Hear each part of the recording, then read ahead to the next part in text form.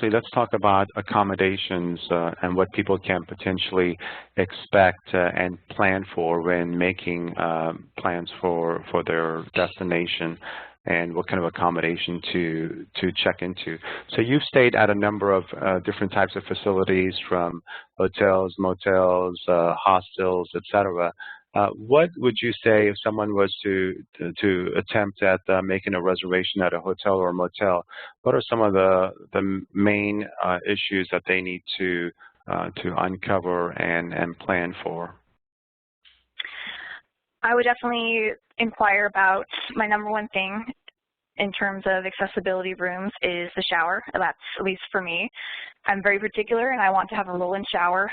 Bathtubs seem to be just too unsafe because I can't really count on what kind of shower chair that they may or may not have. And it just, to me, I just feel like a roll-in shower for my particular needs always works the best. So I'm very clear about what that means. And even still, people sometimes think, you know, if a shower has just a tiny little step and you can walk into it, that's a roll-in shower. So you have to be very clear about that. Some hotels, you know, amaze me, and they are on it and they know exactly what I'm talking about, and they are friendly and make me feel very secure. And then there's sometimes that I call places and I have to go through an education process, and I realize whoever I'm talking to isn't 100% sure of, you know, the answer. So I definitely then will investigate things a little further. You know, can I talk to a manager, or can I maybe talk to, you know, maintenance, or, you know, housekeeping, somebody who actually sees the rooms and that can actually, you know, really give me a firm idea of what that room is going to look like. So showers are number one. Number two would be the bed setup. So whether, you know, traveling with somebody else or by yourself or whatnot, you know, having one or two beds, that's, you know, really important, because that will also kind of change, you know, the space in the room and whatnot. But other than that, I mean, the showers by far are probably like the number one thing. And then I just want to be able to have it located in an area that I either, one, want to explore, you know, what I have, you know, different dining options, or I'm going to be able to, you know, access transportation that I need, you know, and just a good central area. That's also something that I look for. Or even, you know, if I'm, sometimes that could even mean, you know, by an airport. It all just depends on the journey. Right. When you're talking about a roll-in shower, so then what kind of do you take a roll-in chair with you, or how do you when you travel, or how do you get into the shower? What kind of chair do you use to get into a roller?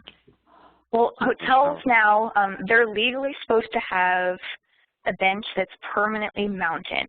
Mm-hmm. So for a while, it's been they could just have a shower chair with rubber, you know, ends on the feet, you know, and that was supposed to be secure enough, which is not at all.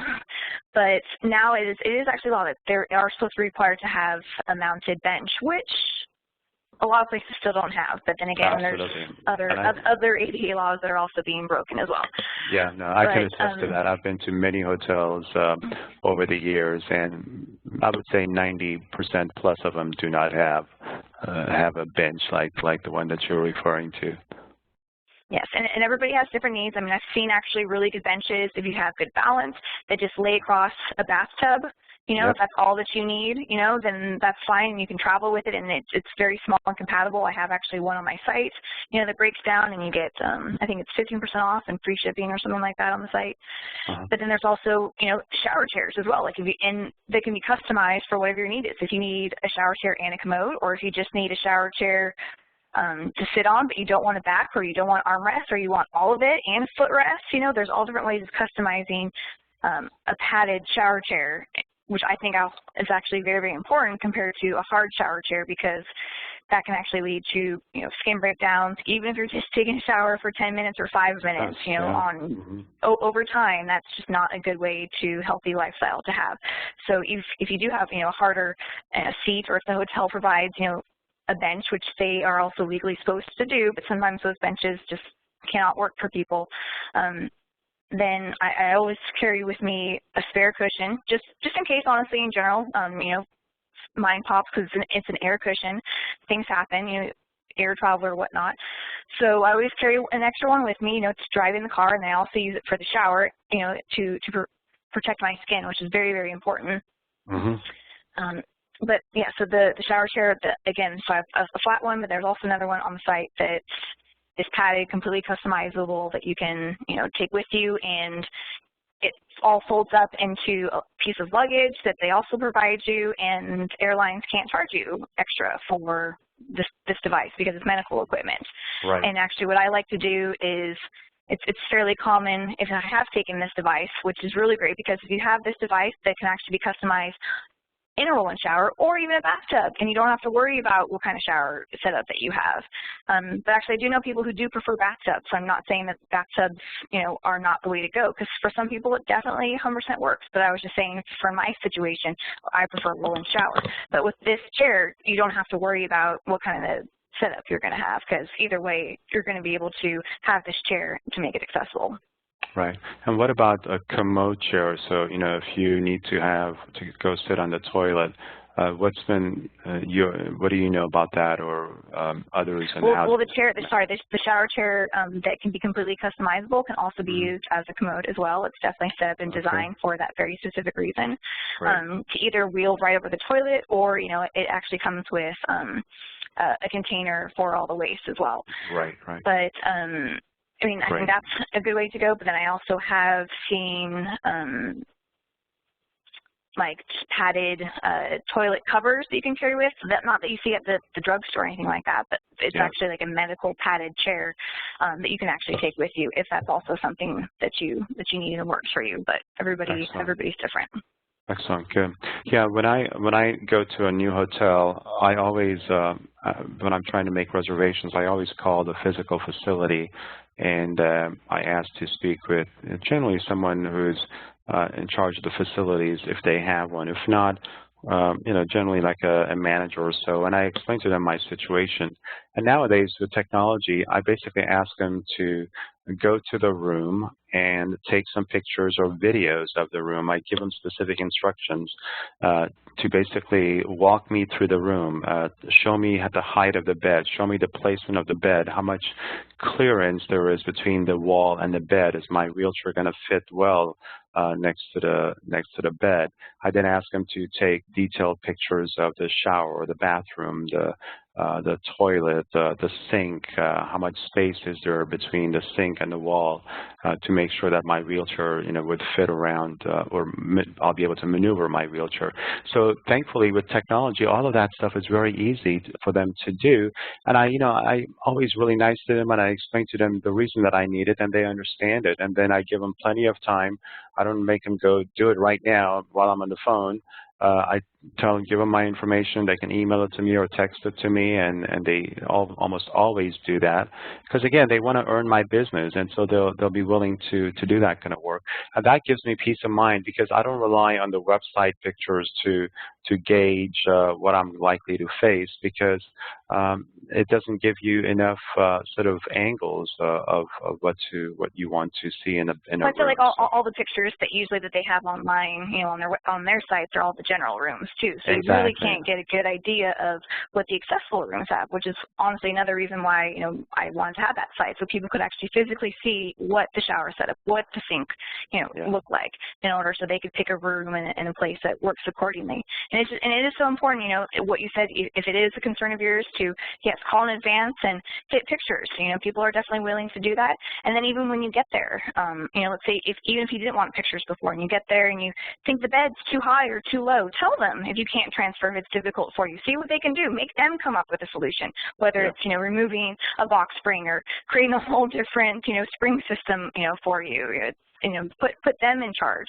And then also one last trick too with the shower. Let's say you do go there and you don't have a shower chair with you. I very rarely ever travel with a shower chair, because I can't carry that much stuff when it's just me. I pretty much max out myself in general all the time.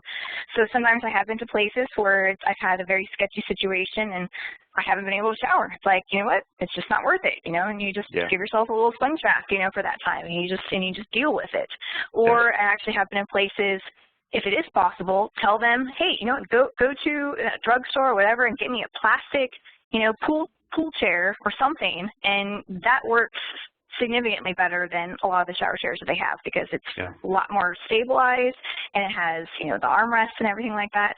And I've actually even in some hotels and situations about their shower chairs and said, okay, if you're not going to go get me a shower chair that is safe, I'm going to take one of your nice, leather chairs, your sofa chairs you guys have here in the hotel, and I'm going to put that in the shower and use that. That's what I'm going to do. And so once I say that, then they usually kind of get things moving a little bit more to find a better solution. Because it's just, again, I mean, like, not everybody is going to understand everybody's situation. We're all very, very different. So you have to speak up what works for you. Don't expect the hotel to understand your every need to the smallest detail. You have to make it work for you, and don't be shy to say anything. Yeah, no, I agree. I tend to stay with kind of more well-known brand hotels because they tend to be more up to speed with ADA requirements. Has that been your experience too? I have generally found that, but then if you go internationally, all bets are off for sure. I mean, I've been very disappointed thinking that, a Marriott or, whatever was accessible, and it wasn't.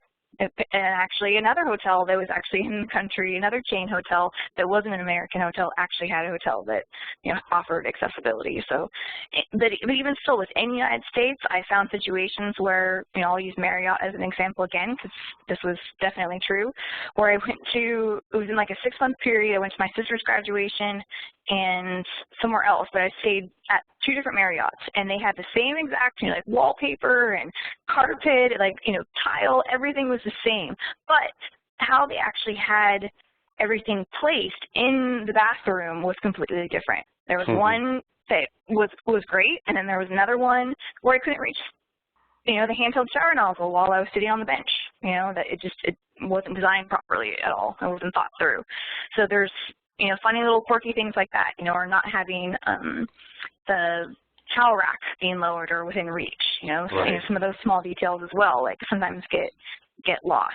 But yes, overall, yeah, chain hotels, because, they definitely are in a fight for all the money, so they definitely want to accommodate everybody. But if you do see something that's wrong or whatnot, it is really good to speak up, because that's only going to help to the next person that comes down the road. They'll be prepared. And I've actually even seen that completely amazed me. I was down in Florida, and the hotel I was staying at made, when you're staying at an ocean hotel, sometimes they'll actually have a threshold, especially if there's a lot of hurricanes. They'll have a threshold, a metal threshold, to prevent water from coming in. But then if you're in a wheelchair, it makes it really hard to get over that threshold often. But they had actually built a ramp that made it, they basically created a new patio. They made a ramp up, and then it just leveled out to a new patio that they created with wood, and it was fantastic. I was so impressed by that. Yeah, but no, you're right. And I think that's because somebody said something. Exactly. It's critical to give feedback, very critical. Okay. Yeah, and in a nice way too, that you're not trying to blame the hotel or whatnot, but just being in a very objective way, like this worked or didn't work, and this is why. And maybe give them a solution if you have a solution. Put it in a very constructive way. Trying best not to get too emotional, even though I understand full well how frustrating it can be sometimes. Indeed, indeed. Real quick, let's talk about hostels. What's been your experience with those types of facilities? I think hostels are a great way to go, especially if you're traveling on a budget or you just want to spend your money on other things while you're traveling. Me personally, I like, I'll spend hours and hours and hours, traveling around a city or a destination, and then I'll just come back to my place, just sleep, and shower, and that's it. I wake up real early, and then I'm out all day. So if you're, not trying to have a spa, like luxury getaway situation where you're just having room service or whatnot, that's a whole different travel experience. But if you're looking just to experience destination, there's a lot out there. And there's a great organization out there, not organization, it might be an organization, speaking in general terms, but it's called Hostel International, and they have properties all around the world. Not every single one of them are accessible, but they have a ton that are, including in downtown Vancouver and the Gaslamp District, which is very, very chic, very, very high-end. And they have a lovely, lovely place that you can stay at, and it's accessible, and they have a rooftop garden, and it's very cheap. And actually, even here in California, off the coast at the Pigeon Point Lighthouse, there's a hostel there, and I stayed there. It was $25 a person right on the coast. They had one room that was private, and they had they had 2 private rooms, and then 2 other shared rooms, and we were able to get a private room. And they had a bathroom with a roll-in shower, and a nice sturdy bench, and it was great. And actually they had a hot tub as well out there that it wasn't accessible, but it could be accessible for some, but they didn't actually have any modifications per se, but it was right on the ocean. So for 25 bucks, I just can't imagine, it to be any better than that. I mean, I just feel like that's just such a great way to experience an area. Just to don't put a lot of money into your place you're going to stay at unless you are actually going to stay there a lot. Otherwise, just spend it on tours, spend it on great meals and souvenirs and other things. Yeah, very good. Excellent. Good idea.